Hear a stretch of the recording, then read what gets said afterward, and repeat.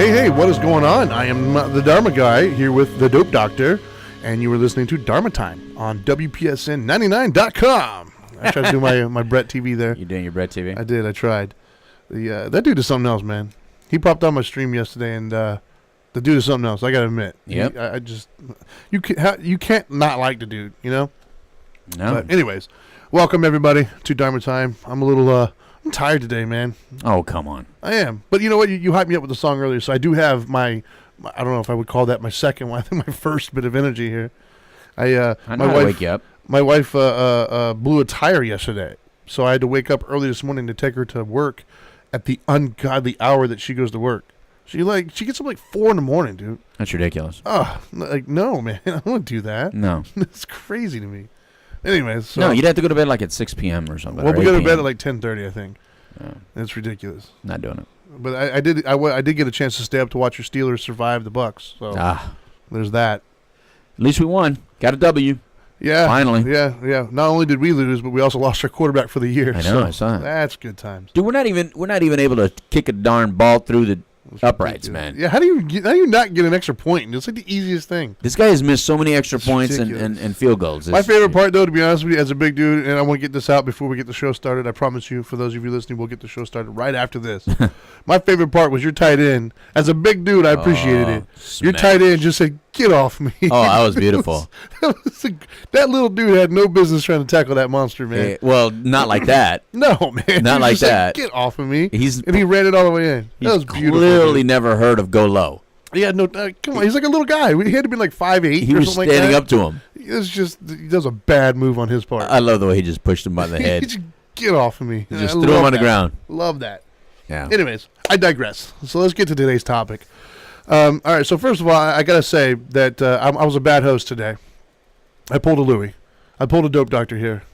I had no clue what the show was going to be about today. Normally, I have at least a couple ideas that I'm juggling around in my head. Right. But today, when I got here, I was complete blank. I had no clue, and I started doing the pre-show shenanigans on our Up Live stream here. And I was asking everybody on there if they had any ideas. And Mr. Julian Black, shout out to you there, brother. He actually came up with the perfect topic. And it really did fit, actually, once I started kind of getting into it. Right. And he was talking about depression. And I was like, okay, that's I could work with that, you know?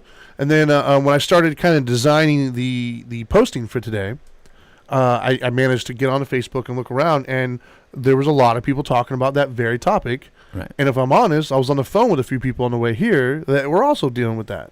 So it was like the perfect topic. So Julian came through with that one. Right on, Julian. So hence today's topic, depression sucks. Depression sucks. It does, right? I mean, it does. Is there a better way for me to put that? Like, what, depression sucks? Yeah. No. I was trying to think of different ways to put it. I know you had a couple ideas, but I was just like, well, I'll just cut to the chase, man. I only had one idea. But depression does suck. Yeah. I think that's a good way to put it, right? And I think there's a multitude of different ways to define depression, I guess, right? I mean, the two main ones that I know of anyways are the clinical one, where you're diagnosed by somebody with some sort of a chemical imbalance, where your body or your brain is not capable of functioning normally without some sort of chemical help, I guess. And I think the other one is just kind of feeling down, man, just having a hard time dealing with life a little bit. Well, if your chemistry's off, your chemistry's off. Yeah, well, I think those are the two, right? So one's chemistry, and the other one is just kind of, this sucks, you know, like life at the moment. Well, the other one is a lot more of you. Yeah. You know, you as a person. Yeah, your own perspective, yeah. So, and I mean, I'm sure they both feel the same, I got to assume. Yeah. I just think one, you're more capable of pulling yourself out of it. Correct. Whereas the other one, you need legitimate help, I think. Well, I mean, we believe so. I mean, obviously, there's people out there that think that both are exactly the same, but no, right? They're not. Well, that's the thing, right? Like let's just jump right into that. There's a lot of judgment on that. Yeah, let's just jump into that one, right? You know, because I think that's important, right? I think it's important that people understand that there's nothing wrong with you if you're feeling depressed. Like, there's nothing wrong with you personally. You're not like a bad person. You didn't mess up in life. Like, it's kind of a normal thing. I think we've all gone through at least moments of it. Right. I think we've all gone through moments of, maybe life just isn't doing what you want it to do right now. Maybe you're struggling with some things. Maybe there's a multitude of just external things that are happening that you're just like, what is going on? You know, like what is that whole phrase? If it wasn't for bad luck, I wouldn't have any luck at all. Yeah. I personally didn't go through any of those types of moments. I've been kind of blessed in my life where my life seems to have always been on some sort of an upwards trajectory, I guess. Nice. But I have had the chemical one though. I was very open about it on the couch live, and I'm sure I've said something on here in previous shows, but I was going through the lower testosterone thing. Right. And when I did that, apparently your body aromatizes the testosterone, turns it into estrogen. What was that word again? Aromatase. Okay. That's my word of day calendar. You better put the spelling up on here. Right above your head is the spelling right now. Yeah. I feel like Sesame Street. Aromatase. Yeah. But anyways, no. All that really basically means is that the testosterone that I was putting into my body was taking that and turning it into estrogen or estradiol. And so for like 2-3 months there, my estradiol was like astronomical numbers. And basically what that means is my estrogen levels were going up, and they were much higher than they were supposed to be in a male's body. So I was basically on my period, is really what that means. Right. And I gotta say, dude, that was like the worst, like probably 2-month period. That's horrible. No, like legitimately, man. Like not only was I just agitated and emotional and dealing with things, but then for the first time in my life ever, I was experiencing like legit depression like symptoms, man. I was thinking stuff that I didn't want to think, and I didn't know where they were coming from. I couldn't stop them. Life just seemed very overwhelming and overbearing. It was really miserable for me. And so if that gives me any insight whatsoever to, first of all, what it's like to be a woman on her period, holy cow, that sucks.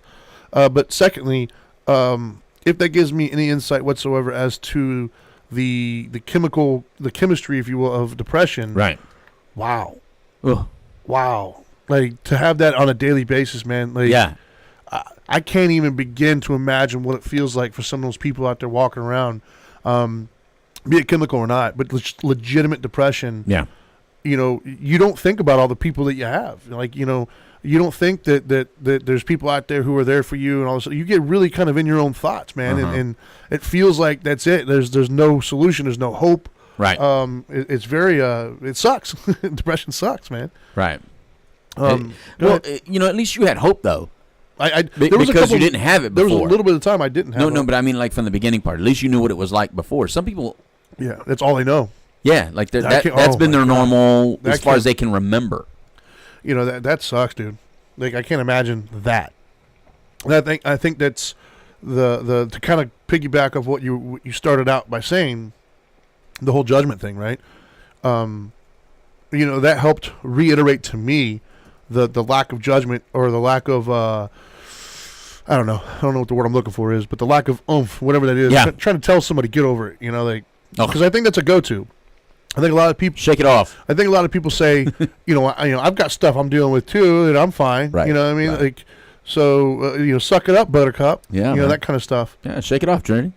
And while I can appreciate that perspective, and I do believe that there's a lot to say for that mindset of kind of getting over things. At the same token, though, if there's a chemical imbalance, it's just not that easy. Like, it's not going to happen. You can't will yourself out of that. And I think, like, for me, mine was chemical. Like, they had to adjust my medications to get my estradiol back. And when they did, it was like night and day, dude. Like, those thoughts just gone. They never even came back again. I didn't do anything differently throughout my day than I do now. The only difference is, chemically speaking, I've got different hormones in my body now where it's just fine. Yeah. And so it's like I couldn't have willed myself out of that no matter how much I wanted to. Yeah. I mean, thankfully, I'm so self-aware that I could feel it happening, and I was able to, like, know that this isn't me. I don't know what's going on here, but something's wrong. Yeah. But like you said, for the person who isn't that, maybe that's all they know or whatever. Yeah. Correct. Dude, I get it, man. I get where the suicides and stuff come from. Like, I can understand that mentality of, like, look, there's no hope. Like, why do this anymore? Right. Like, I get that, you know. And it sucks that there's people out there right now listening to this walking around feeling that way. Right. And for those people, what I would say is, if you feel that way, man, go get help. For real. Like, and when I say help, there's different avenues of help. Don't go to that. Don't go to that person that's gonna be like, "Suck it up, Buttercup." That's not the kind of help I'm referring to. Right. I'm talking about legitimate, like, medical attention. Go see a doctor. Go see a therapist. Go see somebody that can understand those symptoms and is qualified to help you get out of it. Right. And don't listen to the people around you who are just telling you, to suck it up, Buttercup. Like, you can get lost in those thoughts very easily. And for those of you who have someone in your life that's thinking that way, stop. Well, because even your head is thinking that, though. Yeah. That's the problem. Yeah, exactly. I mean, especially if you're a guy. Yeah. You're like, what's wrong with me? I need you just to suck it up. What's wrong with me? I need to get over this. Right. But if you have someone in your life like that's a very dangerous game to play, right? Like, what is it? Everybody has their own cross to bear kind of a thing. Yeah. Everybody's going through something. And the problem is we don't see that. When we look at somebody else, we just see just a person. We see what they're showing us, which is typically, they got up, they got dressed today, they did what, we just assume they're fine. Yeah.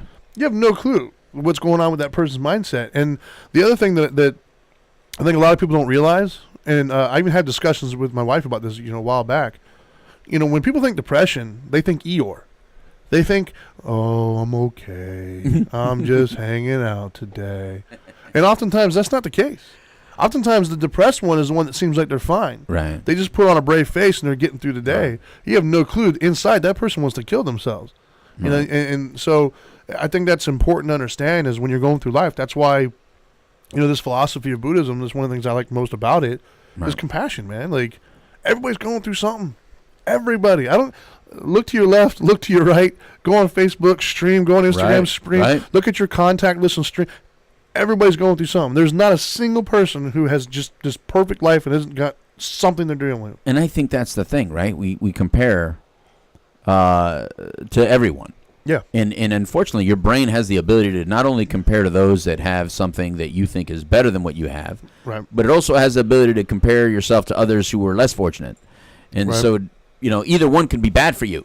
At a given time, right? Yeah, exactly. Comparison's horrible anyways, man. Right? Because you're not that person. Yeah, so when you're feeling depressed, which I like to separate sadness and depression. So let me start off by asking you that. Sure. Are we talking about, are we talking about clinical depression or are we talking about what people call depression?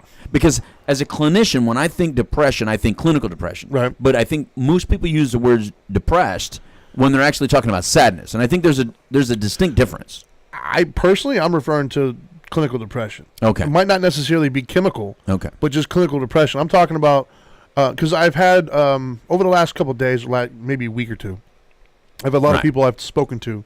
Some of them are younger as well, and they're going through some interesting phases in their life, and they're just going through these weird they're just having a hard time. Like I'm noticing they're pulling back a little bit. They're not talking as much. Their demeanor's changing for people around them. They're not interested in some of the things that they're interested in anymore.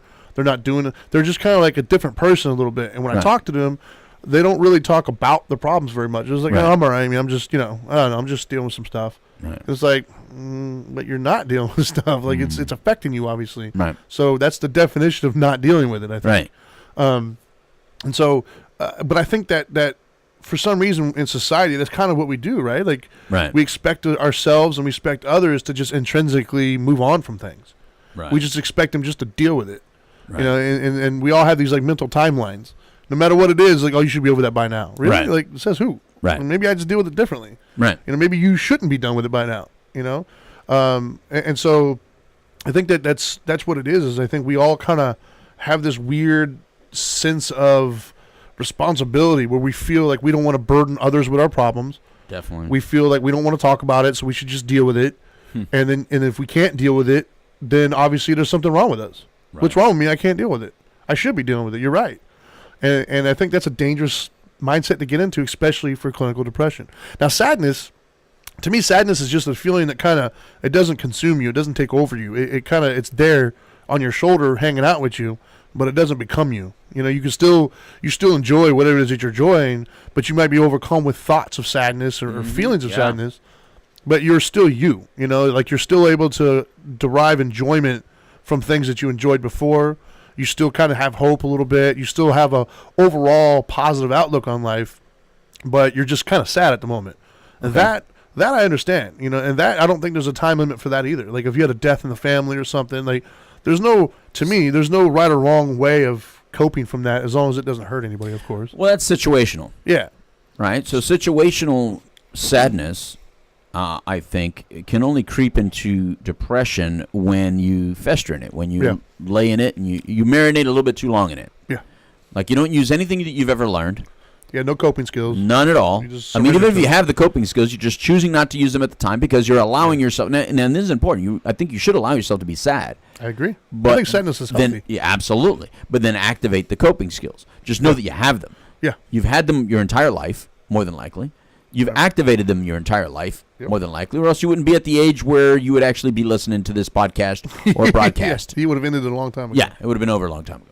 No, I agree. I think so. I mean, when it comes to depression, though, I think it's important to be honest with yourself too. You know, like, are you able to use those coping skills? Yeah. Maybe you're not. You know, maybe you're trying and it's just not working. Don't wait until you're having those bad thoughts before you start looking for help. Right. Like, kind of recognize it early on if you can. You know, be honest with yourself. You know, am I really able to get over this? Is it really all consuming? You know, they have those little quizzes online. I know it sounds stupid, but they have those little quizzes online that, believe it or not, are actually kind of informative. Right. They ask you the right questions, because I know there's certain questions like, do you get enjoyment out of the same things? Right. It's like certain questionnaire that you have to answer. Sure. And then when you answer them, take it seriously. If you're honest on those answers, it'll give you a pretty good feedback and tell you what you need to do next. Right. And a lot of times they'll say, go get help, and there's nothing wrong with that. Like, that's the biggest thing I think I want to put out there is feeling sad, feeling depressed. There's nothing wrong with you. Right. You're not like you're not a broken egg. You're a normal human being who's just struggling with suffering at the moment. Right. Like, congratulations, you're born into a human being's body. Right. It's what happens next. I think that's where the muddiness starts to happen. The simple act of having depression or having sadness or whatever it may be. Right. I think that's normal. I think that's actually kind of beneficial for a lot of people. It's what happens next. Right. That's when I start to see people falter. To me, the ones who are able to recognize it, implement the coping skills, Absolutely. reach out for help, kind of a more well-rounded approach. I think they're the ones that I'm not worried about. They're the ones that kind of come through at the other side. They're doing well. They're able to kind of shake it off, if you will, if that's what you want to refer to it as. Right. And it doesn't mean that they're like happy about it. They're just, it is what it is. I moved on. Right. It's the ones that get stuck in it. It's the ones that like I said, they turn into a different person, man. Yeah. They don't reach out. They don't ask for help. They don't. They blame themselves and stuff like that. Yeah. Big time. And so that's why it's important for me that they hear that there's nothing wrong with you. Right. You're not like a bad person. Like, I'm not going to sign off on that. You're already thinking that in your head, like, what's wrong with me? Why can't I do that? Well, there's nothing wrong with you. You're maybe it's situational. Who knows? Maybe something's happening. But either way, if you've got legitimate clinical depression, that's not something you're going to want to tackle by yourself, man. It's just not. Like, you're going to want to get some help for that. And it doesn't necessarily have to be professional help. It depends on what it is. Obviously, I'm not going to tell people not to go get professional help. Right. But there are, depending on where it's at, there are people around you maybe that can help you with it. Kind of people, good people around you that have good coping skills, that have the empathetic ear, that are able to kind of give you the answers that are going to help you kind of take that next step. Once again, don't go to the person who's like, oh, you just need to stop being a sissy and get over it. It's probably not the person you should go to right now. Yeah. All right. So then you should talk a little bit about the empathetic ear then, and maybe spend a little bit of time on identifying the empathetic ear friend. That therapist friend you have. I think you need to spend some time on it, because if you're going to talk about that, because we do know talking does alleviate sadness. Talk therapy. Talk therapy works, but it doesn't have to be necessarily with a professional if it's done with a right person, a good person. Yeah. If it's not clinical. Yeah. Once again, if it's clinical, you can talk to all your friends all you want. It's just not going to happen. You don't have the chemistry available to you to make it happen. But what I mean by that is we all have that friend, that just we know that friend that you say to yourself all the time, like, oh, you should be a therapist or something, or man, you're really good. That's probably the one you want to go to. The person who's able to kind of empathize but not enable. I can hear you and I can appreciate what you're going through. And I can recognize that. I'm not going to make you feel bad for that. I'm not going to make you feel judged for that. Right. But at the same token, I'm going to encourage you to find solutions to those. I'm going to encourage you to reach out. I'm going to encourage you to make adjustments in your life. I'm going to encourage you to change your diet, change your sleep patterns. Get a dog or a diet or whatever. I'm going to encourage you to find solutions. Yeah. I'm not going to just let you wallow in it. Yeah. That's the friend that you want to go to.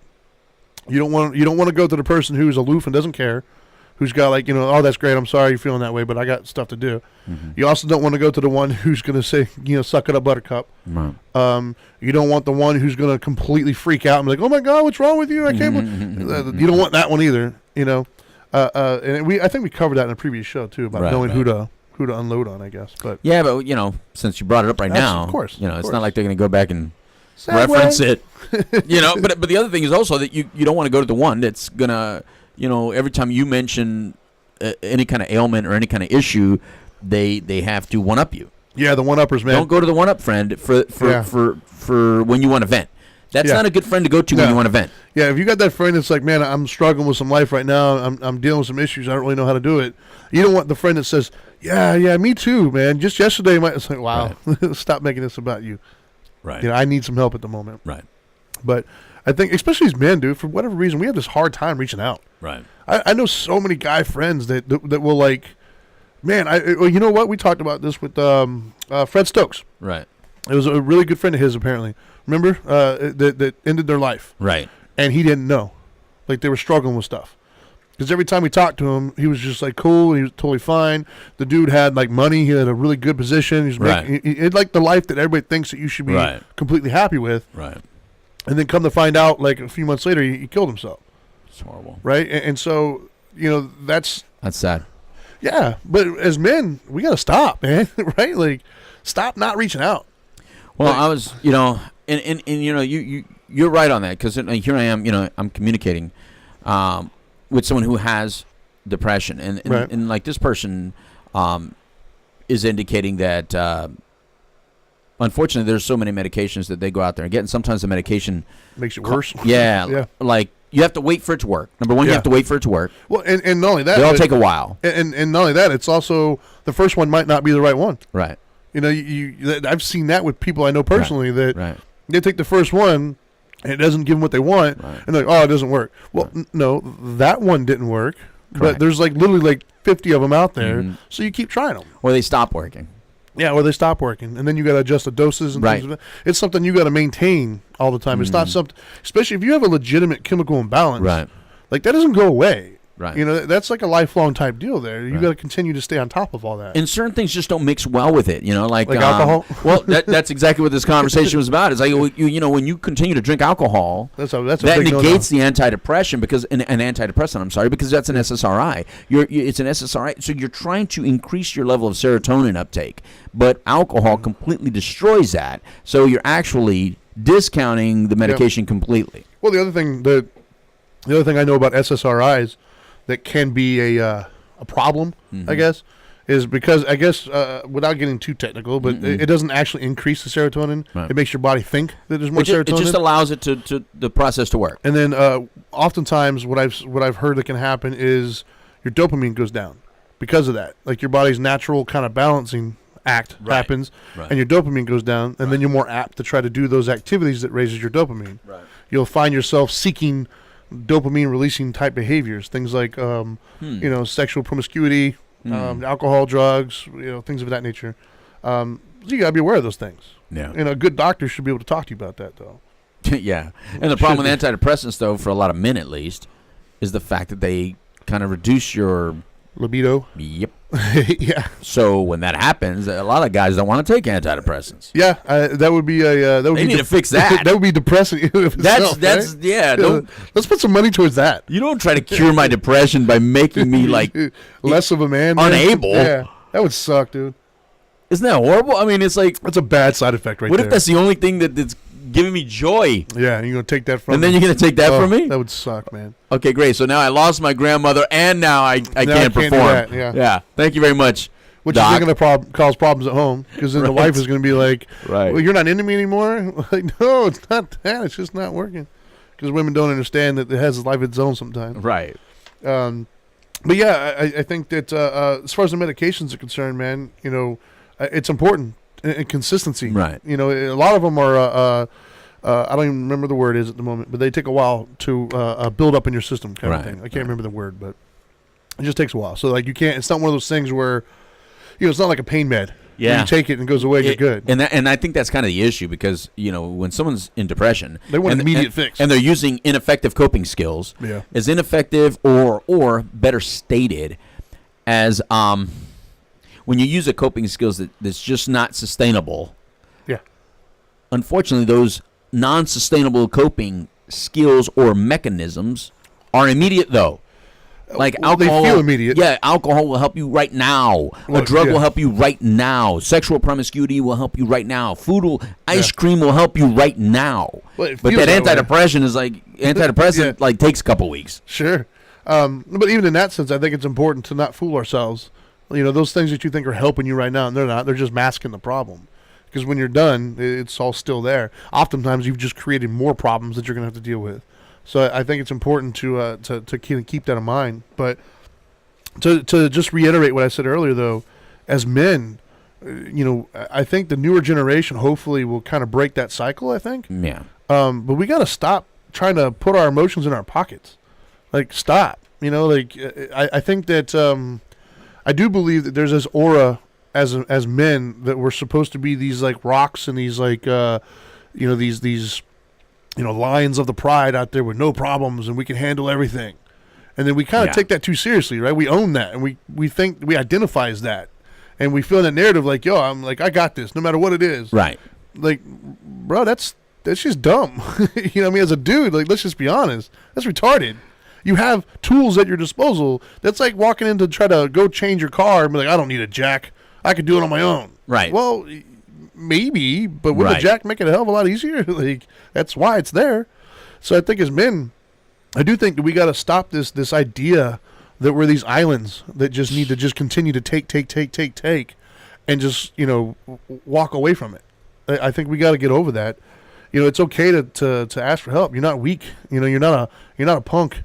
Yeah. You're a human being, and life life can kind of hit you in the balls sometimes. Yeah. Congratulations. It happens to us all. Like, yeah. Life has been around for thousands of years. Stop acting like you're the only one that's had some issues. Like, there's other people out there who've dealt with things as well. Use that knowledge. That is a coping skill. Reaching out to friends and family, or reaching out to people that might give you that solution that you just didn't think of. I know my own life, man. That's what's helped my learning curve in life, is I've asked questions and I've seen mistakes of those around me and whatnot, and I try my hardest to get that through my kids. Sadly, I got an 18-year-old who just chooses to. My 18-year-old, I always make a joke that for Christmas I'm going to get him a helmet because he's the type that has to run into every single wall. He can't see a wall and be like, hey, I've hit 3 of those before. But with him, I still try. I still try to tell him, like, look, man, I know you're going to do what you want to do, and I know you're in a situation where you think nobody understands, but we do understand, and you're on a path right now that's going to lead you into a wall. I try, but the smart thing to do there, or the more beneficial thing to do, is to heed the advice of those around us, man. Like, to use the tools around you. The people that you've surrounded yourself with have value other than just hanging out. They have other value. They have other skill sets. They have other experience and knowledge that you can benefit from. And there's nothing wrong. There's nothing weak about using that. Right. Like I said, you're not a weak person because you used a jack to jack up a car that you didn't just walk out there and pick it up. That would be ludicrous. Right. So why would you then think you can handle the weight of life by yourself? Yeah. I'd much rather try to pick up a car by myself than deal with life by myself. Like, life is so much heavier than a car is. Right. And it's just as impossible. It really is. Yeah. I don't think you can get through life alone. Even people who think they can get through life alone, no, you're not. Yeah. I mean, if we want to get technical, did you make the house that you're living in? Did you sew the clothing that you have on? Right. Did you farm the food? No, you didn't do any of that stuff. Exactly. So you're not. There's nothing you've done alone. Yeah, as alone as you think you are, you're not alone. Mm-hmm. Unless you birthed yourself, raised yourself from an infant, found you couldn't even go find a sow because now you're dependent on the sow. Right. So you'd have to literally have an immaculate conception and like come out an adult, right. Which is impossible. So you're not an island. So stop thinking you are. Stop acting like you are. Well, and that's why both of you and I both like the show Alone. I mean, it shows you. I love that even show. The best people, even the people that are highly trained and capable. They crack. Yeah, you can't be alone. It's hard to be alone, man. Even they can't be alone. Yeah. The only way to be alone is completely be mentally ill. Well, yeah. I mean, where you're your own company. I mean, you really crack. Well, we talked about this before. I think I personally could do a pretty good job now because of where I'm at spiritually, like meditation and things of that nature. But where I was years ago, there's no way I could have done that. I thought I probably could have, but there's no way. I would have gone crazy. It would have been insane. Yeah. But anyways, so I digress. So depression sucks, dude. It really does. Yeah. And I feel so bad for the people who are dealing with it. Like, it's a very helpless feeling as a friend when you see people going through depression and you want to help. You know, we're both fixers, so our instinct is to fix, but you can't. You know, like I can't fix it for you. I can lead you to water, but I can't make you drink, kind of a thing. For real. You know, and so that's why I do my best to just and I encourage everybody. You know, if you're fixers, you're obviously going to do your best to fix, but if they don't follow your advice or they don't listen, then your role then switches to more of just support. Yeah. You know. You can offer up solutions, but at the end of the day, you know, you keep in mind whomever you're dealing with, they're dealing with something. Everybody. You know, just keep that in mind. Every time you're talking to somebody, you got to keep in mind that I have no clue what's on this person's plate. No matter how much I think I know them, you know, even my own wife, dude. Like, I live with my wife, but she'll come out of nowhere and like, oh, such and such. I'm like, well, I didn't know that. Maybe not necessarily directly with her, but like a friend or family member will text her about something and she'll have that little side conversation going on that she just didn't tell me about for whatever reason until like 4 or 5 days later. Right. And then I didn't know for the last 4 days she's been having this like in-depth conversation with somebody who's struggling with something. Right. So, you know, if your own spouse that you live with every day is dealing with things throughout the day that you have no clue, right, trust me, your friend or your neighbor is absolutely dealing with something. Right. And I'm not saying that everybody's depressed. I'm just saying you don't know. And so you got to treat them with that compassion. You know, you got to understand that. Well, I mean, in my opinion, I think every emotion on the wheel should be experienced. Right. The fact that if there's an emotion on the wheel that you're not experiencing, I think that could be an issue. That could be a problem in itself. Right. Sure. And so, it's not necessarily experiencing the emotion; it's what you do with it. Yeah. No, I agree. And I think when you experience some sort of sad event or depressing event, I mean, that's going to happen. There's life, there's death, there's pain, there's loss. Yep. All these things are going to happen. Instead of running away from that emotion or feeling, just experience it, deal with it a little bit by talking about it. That's actually dealing with it, is talking about it. When I hear deal with it, what I hear is talk about it. Right. What I think when you don't deal with it, you know what, is when you don't talk about it. I'm glad you said that, actually. You know, as a licensed therapist here, I'm gonna get your opinion on something. I'm a CAP. I'm not a licensed therapist. I'm a certified addictions professional. It's a counselor. 6.5 does it.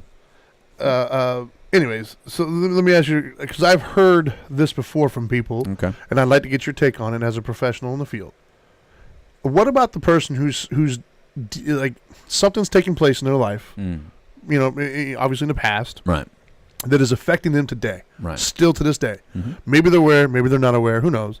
But it's obviously, as a friend or relative, it's obviously impacting who they are. Okay.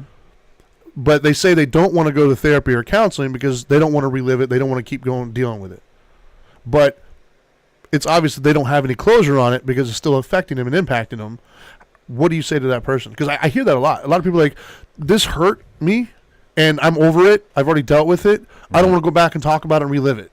But they've convinced themselves that it's not impacting them on a daily basis, but it obviously is. Very, very difficult scenario because the picture you're painting is one that you can't ever push anyone into that kind of therapy. Agreed. However, what you can do is help paint the picture, for lack of a better word, or better scenario, to understand how it's, you know, like when you say it's obvious that it's affecting them, when you can kind of paint that picture a little bit and kind of help them see how it is affecting them, right. That may help them make the decision that maybe talking about it is okay. But the other thing is also, all right, well, maybe you don't have to go to a professional, but let's let you and I talk about it. Right. You feel safe with me, right? And the person will go, yeah, I feel safe with you. I just don't want to relive it. I don't want you to have to relive it either. However, what if by you and I really talking about it, it really does resolve even further than what it is now? I mean, just look at how healthy you're feeling now. Look at how resolved you feel that it is now. What if it can get even resolved more? Right. And you simply saying, I don't want to relive it, isn't that fear? And doesn't fear alone create some sort of sadness that maybe is not necessary at this point in time with the level of maturity you have and with the level of support that you have in me? I would like to believe that I'm that level of friend, companion that can help you even push past that fear right there. I like that. And what would you say, because I think that's the other issue, right? Especially with depression, even, because I've had a few conversations in the last few days. How would somebody know? Like, this is something I hear a lot, and I say it a lot, actually, to people, both as in something I've experienced and something I tell other people they need. But it's hard to define. And I know how I try to explain it to them sometimes, but I'm interested to hear your feedback.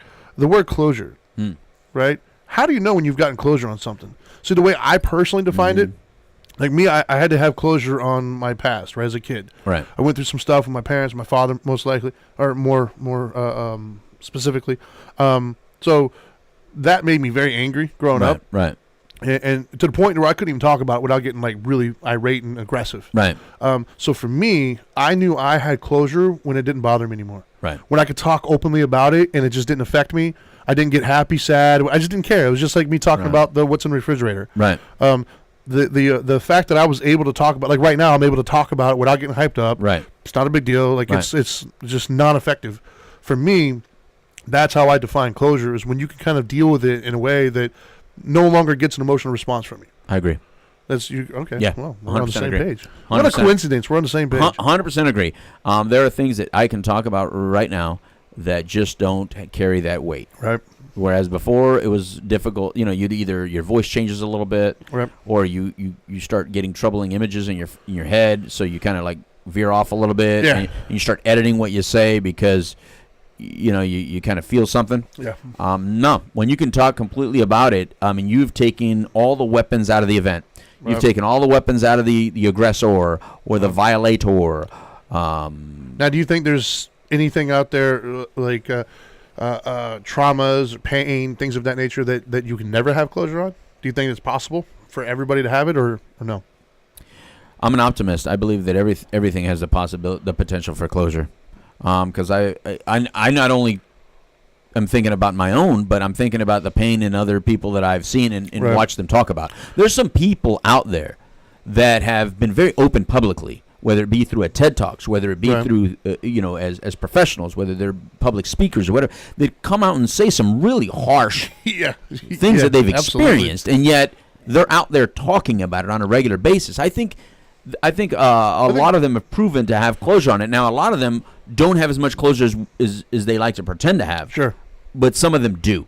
And I think part of what helps them is the talking about it. That's the more you talk about it, the less it affects you, man. Period. Listen, my old co-host on The Couch Live, one of my first original co-hosts, Tinker Cooper, lost her son to heroin overdose.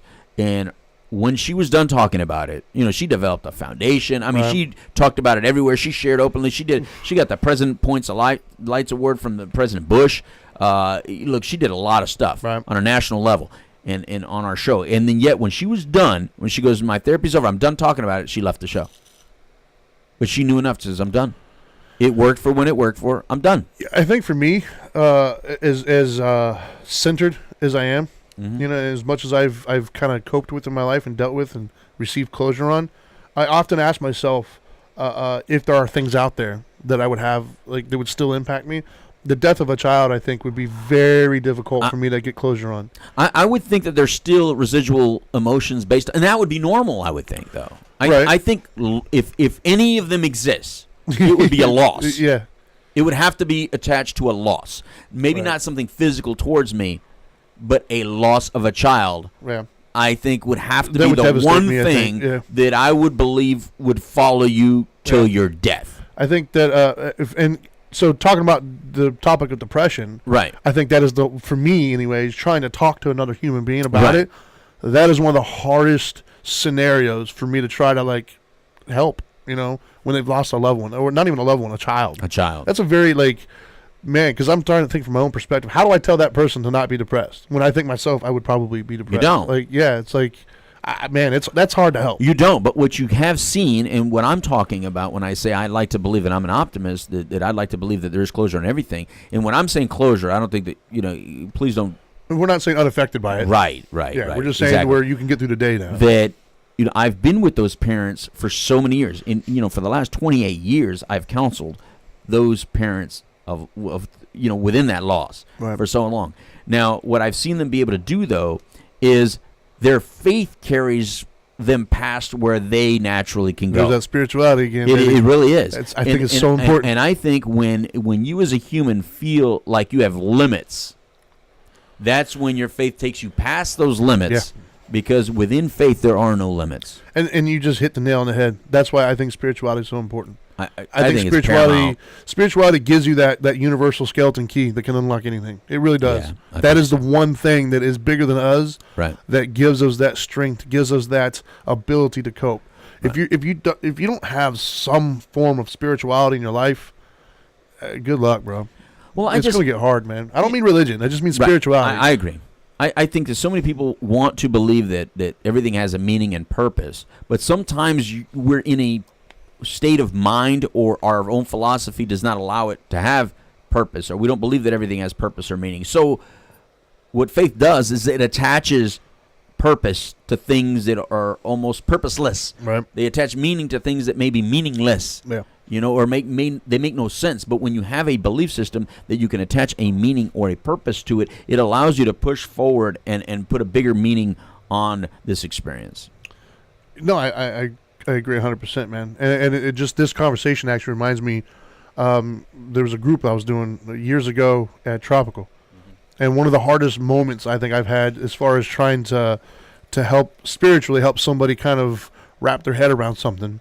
There was a gentleman in there, and he was kind of aggressive. He was very upset.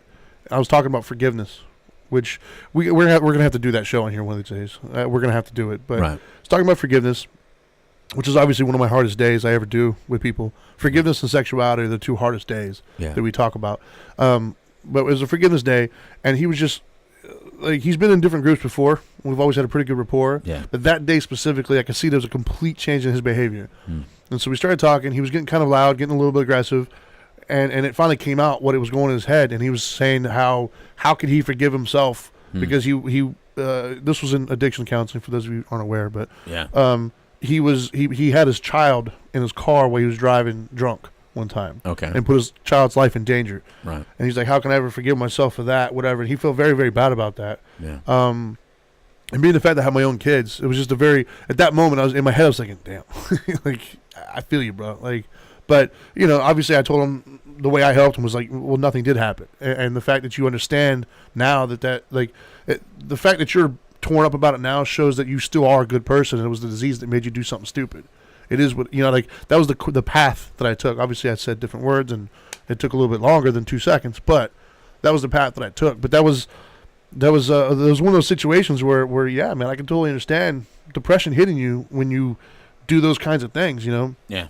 But it's important to understand that they can, as you pointed out, they can be coped with. You can eventually get closure, but that's not going to happen on accident. Right. It's not going to happen unless you understand, hey, this bothers me. I don't want it to bother me anymore the way it does. I'm going to get some help, whether it be clinical help, whether it be friends, whether it be therapist, something. Something's better than just sitting on the couch saying, I'm an idiot. What's wrong with me?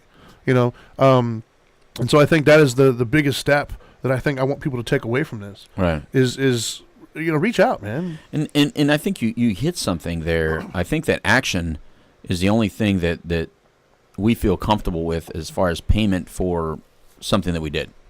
Right. There has to be some sort of action created. I know for me,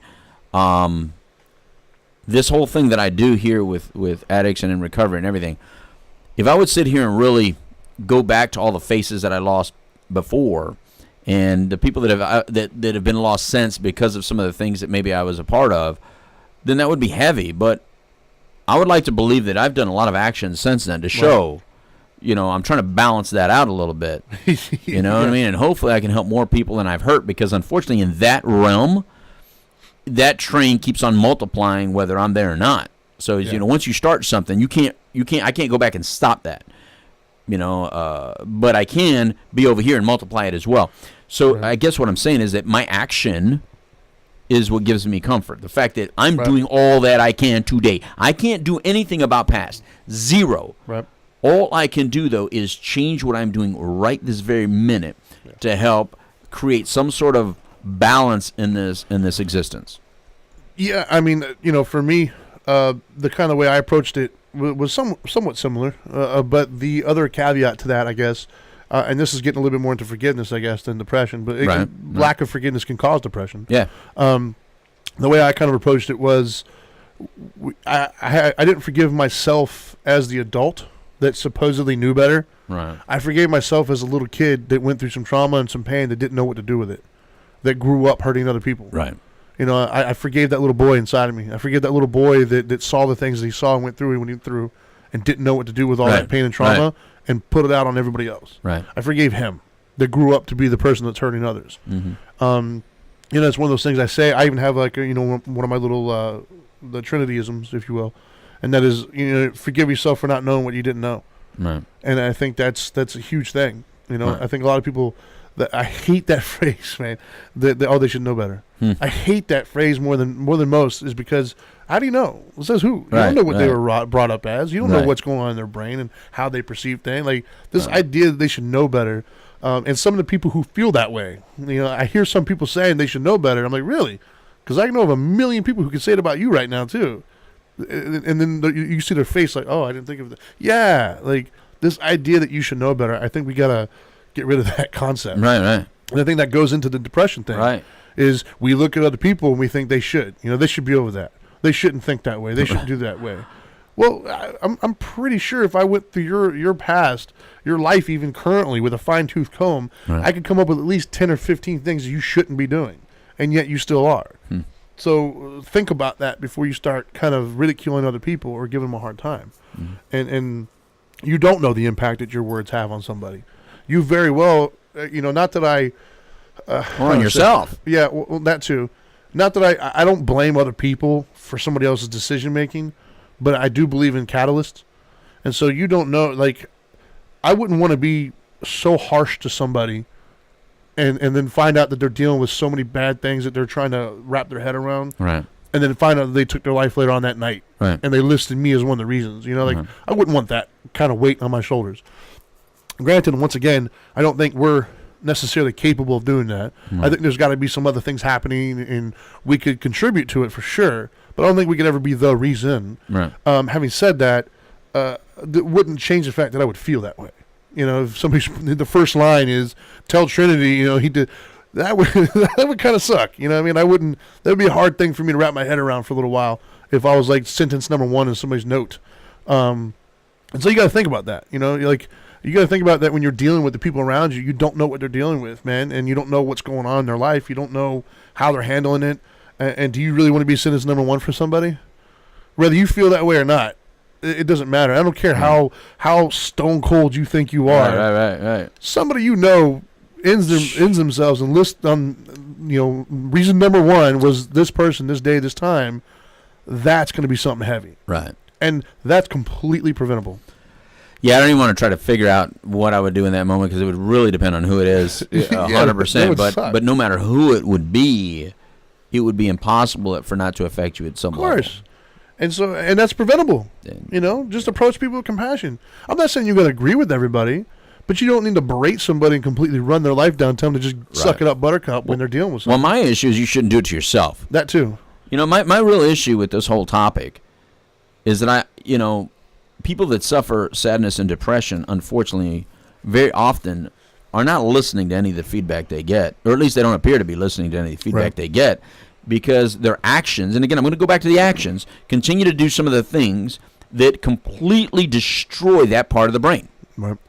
And let me tell you something. If you are a person that suffers any level of depression or anxiety, all mood-altering stuff, all mood-altering chemicals, substances, all of it, every single one of them. Yep. Caffeine, sugar. Can hurt you. Yep. Sugar, caffeine, marijuana, alcohol, cocaine, heroin, crack, meth, I don't care which every single mood-altering substance can become your worst enemy. Oh, yeah. Absolutely. Because there is no, and you hear this in the rooms, and let me tell you something. This is one corny little sentence in the rooms that is totally true. There is no chemical solution for a spiritual problem, and that's 100% valid. Oh, I love that. I like that. Yeah. And one of the things, actually, it's odd that you said that, because one of the first bits of homework I give people when I go through the 4 Truths and Eightfold Path with them, one of them, the number, the third one of the Eightfold Path is right speech. And right speech is whenever you speak, communicate, whatever, with anybody out there, it's got to be both truthful and useful. And understanding that truth is 360, meaning we all have our own truth. Right. And is it useful? Is it kind? Is it nice? Whatever. And I always say to everybody, you know, if you had like someone in your life, like a little kid or somebody who looked up to you and came to you and was like, hey, you know, I'm so stupid, I'm an idiot, I can't believe I screwed up, what's wrong with me? You know, would you say to that person, yeah, you're right, you're kind of an idiot, you're stupid. And everybody in the room, without deviating at all, they all say the same thing. No, they would never do that. Right. I said, why not? And they're like, well, because it wouldn't help. It would hurt. I mean, that's stupid. Blah blah blah. I said, really? So then why do we say that to ourselves? Because you motivate yourself in ways that you would never motivate another human being. Why? Because you know it doesn't work. So part of the homework I always give everybody is to start motivating yourself like you would the loved one. Yeah. Start talking to yourself the way you would that loved one, giving them love, encouragement, support, things of that nature. Right. Because I do believe it's important, and it's very easy to get stuck in that mindset. Very much. And I'm looking at their time now. And we got to go, man. Oh, jeez. I knew that was going to happen. I knew we were going to get caught up. Yeah. All right. So let me do my 3 things. Turn down my microphone. Thanks some sponsors and whatnot before we skedaddle. Anyway, thank you everybody for listening and tuning in. I hope you guys got something out of today's show. Depression sucks. So let me go ahead and break it down to 3 things for you, so you have some action plans when you walk away. The first one I think you need to hear is everybody's going through something. You know, everybody has their own path that they're on, their own challenges. No matter what they look like on the outside, just know and understand that no matter how trivial you might think it may be or may not be, that person that you're looking at or talking to is struggling or going through something right now. The second one is if you yourself are going through things, there's nothing wrong with you. You know, it's not your fault. You're not a bad human being. You might just be having a difficult time coping with what life is throwing at you at the moment. And that's okay. You know, there's nothing wrong with it. You're not a bad person. You're just dealing with some stuff and you might need some assistance, which takes me to the third tip, and that is reach out. You know, get some help. Regardless if it's a friend, regardless if it's a therapist, if it's a doctor, I don't care, but reach out and get some help. Do not try to tackle this on yourself because you are not an island. No matter how much you try to convince yourself that you are, you're not an island. So get some help. And I think that's all we got. Oh, the sponsors. Whew, got to do that one, right? When you were just down there, Retreat Premier Addiction Treatment Centers, you were just down there this weekend with the Couch Live. Like to give them a shout out. Also, Journey Peer, give them a shout out.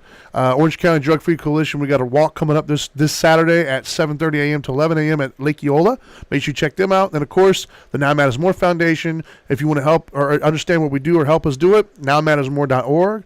Or if you or somebody you know needs help with drug and alcohol treatment, 833 Now Matters. That's 833 Now Matters. And now that you know better, do better. Peace. Do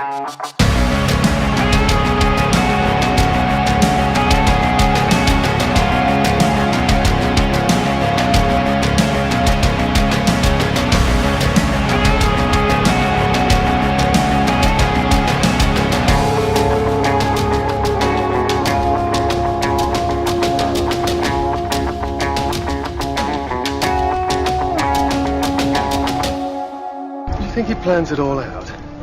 Or just makes it up as he goes along? Human knowledge belongs to the world.